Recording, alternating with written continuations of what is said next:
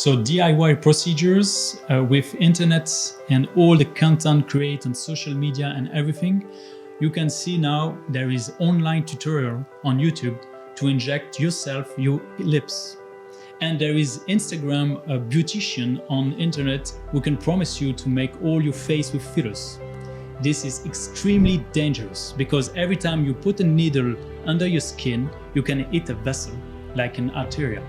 Then you can push the filler inside the vessel and you can have a vascular occlusion. This way the blood flow is stopped and you can have a skin necrosis, nose, lips necrosis. You can be blind, and the most dangerous, you can have a stroke, cerebral stroke, and a death.